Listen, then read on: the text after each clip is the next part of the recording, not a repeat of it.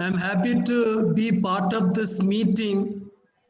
This new year, we are first time coming together, and I'm not going to take everybody's name. I'm just going to follow the African model, and that is all protocols observed. When they say that all protocols observed, they include all that paraphernalias, all the ceremonial welcoming, taking each one's name. That's how they save time. I noticed that when they were giving the talks, the African people have this practice, all protocols observed. So I respect each one of you. I just call you, address you as my brothers and sisters in Christ Jesus. First of all, I would like to thank Brother Joy for organizing this. He thought it fitting that we come together, the National Service of Communion, the Diocesan Service of Communion, and the Regional Service of Communion to sit together and share our whatever that we want to share with the work of renewal, and also to share the future plans that we have in our mind for our regions, for our dioceses, and for the whole nation. And that's what we are here for. And in this regard, I would like to first say we are in the renewal. And at the present moment, this means a lot. We need to understand the importance of our meeting. Why I say this? Because the present time, it is the age of laity. That does not mean I undermine the brothers, fathers, priests, and the religious who are present. No, it's not that. What I mean to say is this is the age of laity.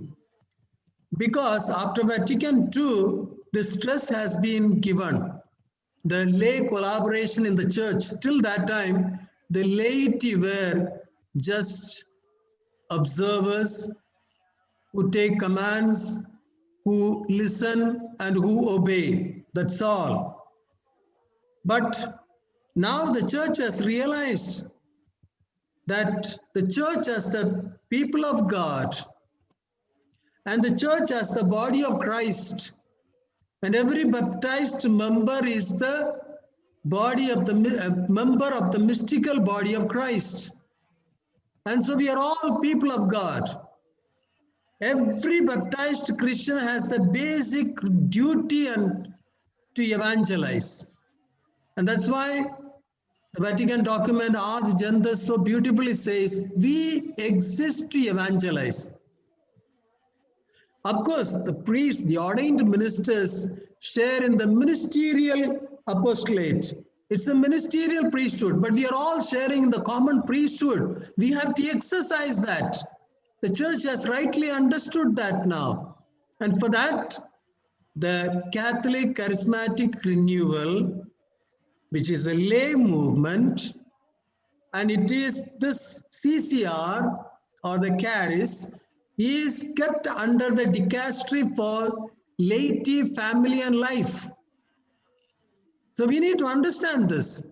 So here is the role of laity coming up today, trying to renew the church through their life and through their ministry.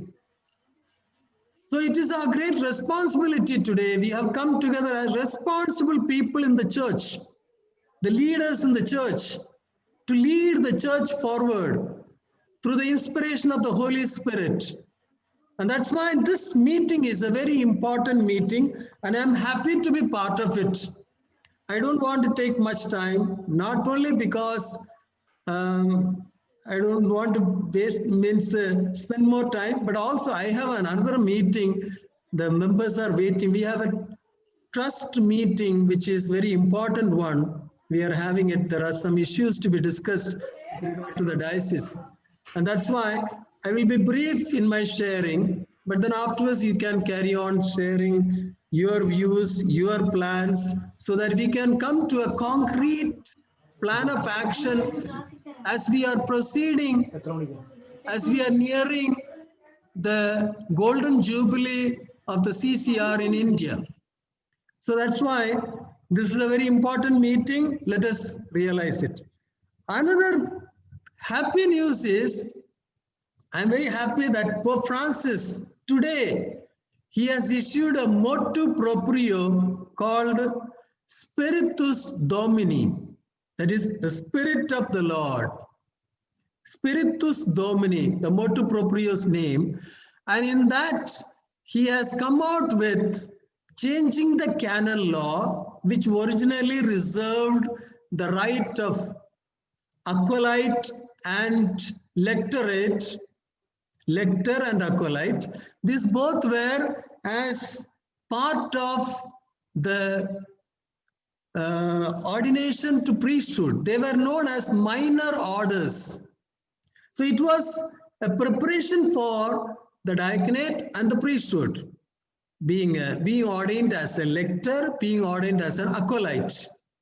But today, in today's motu proprio, Pope Francis in Spiritus Domini has come out clearly saying that with the approval of the episcopal conferences of the countries, with the approval of the episcopal conference of the countries, lay people can be now installed as lectors and acolytes. So the importance of laity, the church is realizing, Pope Francis in a special way is realizing the importance of the laity in the church, the role of the laity in the church. And we who are in the renewal, we who are in the Catholic charismatic renewal, need to understand this, the importance of the lay involvement in the church. And for that, I would say, it's not just getting recognized in the church, but it is much more, I would stress on our responsibility. First and foremost, I would insist on the holiness of life. Today, the renewal is to renew the church, make the church holy. That's the purpose of it, the holiness of the church. And that's what we have to transmit. Preaching the word of God, evangelizing, calling the people to holiness, calling the people to be one with God. And so we as leaders in the church today, responsible leaders, people who are in the renewal, we need to live a life of holiness. That's very, very important. That's very, very important. Holiness of life. All the ministries that we perform is to make us holy and make others holy. Be holy as the Father is holy. We are called to holiness. And that's why Pope Francis is opening up now the ministries in the church to the lay people, lay collaboration. Even Gaudete et Exsultate, he said it's a universal call to holiness. The past, the understanding was the bishops, priests, they have to be holy. Lay people are involved in the mundane things, so there is no such a thing as now.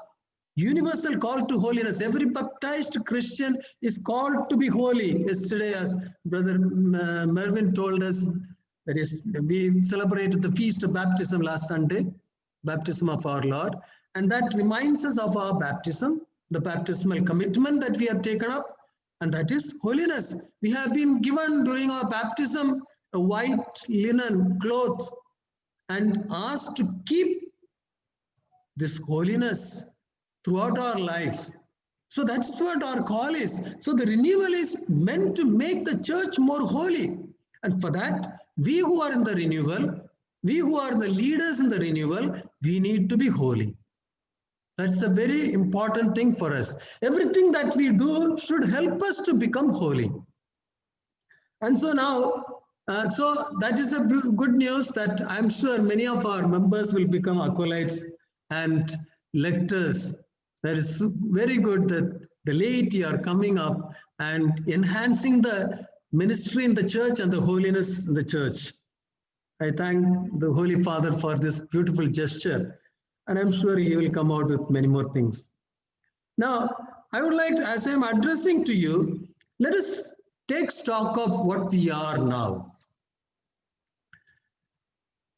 I thank the Lord for really inspiring each one of us, the CCR, especially the National Service of Communion, the members of the National Service of Communion, under the able leadership of Brother Joy Anthony, its moderator, and the collaboration and the guidance of the Caris member, Brother Cyril John, we have been able to do a lot. Though because of COVID-19 pandemic, everything was brought to a kind of a standstill. The churches were closed, no Eucharist celebrations, no other meetings, no schools. Practically life was paralyzed, but the Lord kept the renewal going on. The work of the renewal went on. I think much more than the pre-COVID, during the COVID, the renewal has been very active. A lot of things have been achieved. So we need to be thankful to the Lord for this great grace that He has showered upon us. And in that, we are in Mission 2022, the year of family. But then before that, year 2020, we have taken as the year of personal empowerment. Personal empowerment. All the programs conducted in that year were focused towards the personal empowerment. We had the empowerment programs in different categories, different sections of people. We had the empowerment program for the youth. We have empowerment program for the leaders, for the religious, and also for the priests. The various retreats that we had, these are all meant to empower everyone. So that was beautifully done, well responded, well participated, and many people came out with feedbacks that it was really worth, and the people really liked it, and then they really wanted to repeat it. Then we also conducted the School of Leadership. And this was something beautiful because in the past we used to discuss in our National Service of Communion meetings that we don't have sufficient leaders now. So this particular program has created possible leaders now in the renewal. We have many leaders we can count on. We have also initiated the intercession in a very grand scale. The prophetic intercession training course, now the 7th batch was just completed. The 7th batch is just going on. So 7 batches of people, not only in our country, but abroad. It was an international program that has become a great success. And so for that, we need to thank, and it has been conducted in different languages. And also we had the intercessions in different languages. And through all these, the empowerment has been done. Now, as a result of this, we have now 5 ministries, family programs for spiritually building up families that is being planned now. We already had a meeting, family programs, then building up ministries of National Service of Communion in Diocesan Service of Communion and Regional Service of Communion. Now, we have really extended the renewal to various sections of people.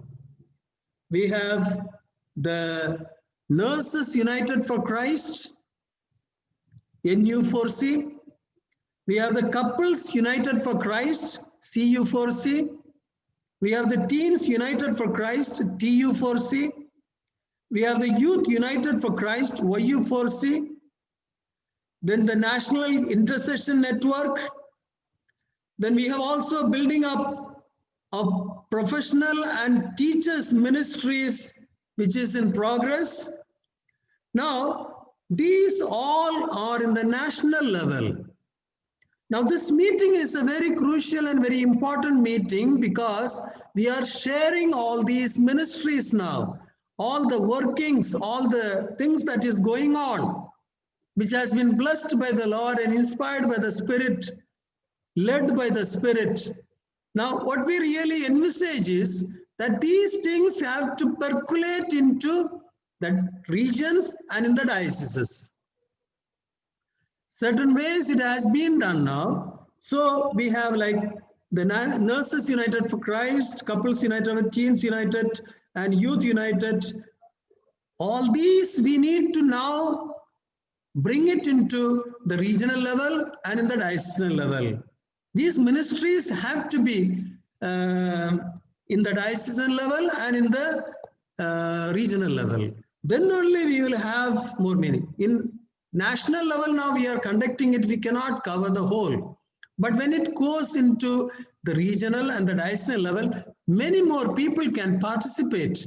So every region, every diocese should try to have all these ministries, and also try to have school of leadership, school of empowerment, all these things. With this, we create more leaders, able leaders, because when the church is now depending on the laity, the church is opening up to the laity, giving more importance, recognizing their role in the church.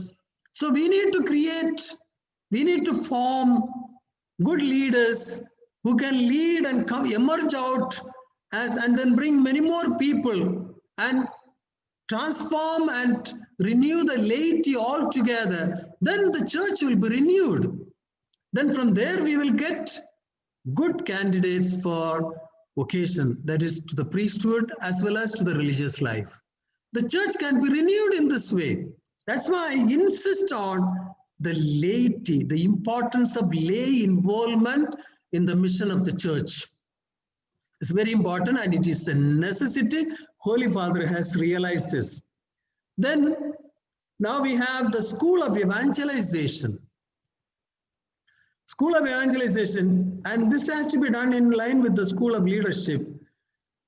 More of it, I am sure our brother Joy Anthony will share more of it. So we are all planning from April onwards for the School of New Evangelization. And also the intercession for the same, to make this School of New Evangelization a success. We are already thinking of interceding for the success of it. So the intercession for the same will start from February on every Thursday. So on every Thursday from the month of February, we will have special intercession for the success of the School of New Evangelization. But you also have to mobilize people to join this. We are trying to make this School of Evangelization as a main thrust in this year. And so your cooperation is very much required in your own circle, in the diocesan level, in the regional level. You need to mobilize people and bring many more to participate in this. The procedures, of course, they will work out how this School of New Evangelization will be, that the procedures will be worked out and it will be informed to you in time. And also the School of New Evangelization, we can also think of having it in our own vernacular, in the local languages, so that many people can participate in it. If it is only in English, the English speaking people only can get benefit out of it. But I would expect that it has to be in local languages also, so that many more people will come into this. So the program for 2021 in our own dioceses, in our own regions, we need to plan. And so this is very much required. So now I'm sure I just put forward at random some of those plans that we have, what we are doing already in the national level, and that has to go into regional level and the diocesan level. then only we will be able to succeed in our mission of this renewal. So this is a beautiful time for us. We have all come together as members of the Diocesan Service of Communion, the Regional Service of Communion, and the National Service of Communion. Members of the National Service of Communion are present, and we have Brother Joy Anthony and Brother Cyril, who is the member of the Caris. We are really privileged to have all these resources. So now I just shared these things. I'm happy. I really thank the Lord for this, for bringing all of us together, and we are going to do wonders. And the Lord is going to do wonders in and through us in all the programs that we are going to envisage. I'm especially praying for it. And so I now thank each one of you, and I hand over this to Brother Joy Anthony, that who will take it further. Brother Varghese Litter, I think he is the one who is moderating the sessions. I don't know who it may be. So thank you so much. God bless you.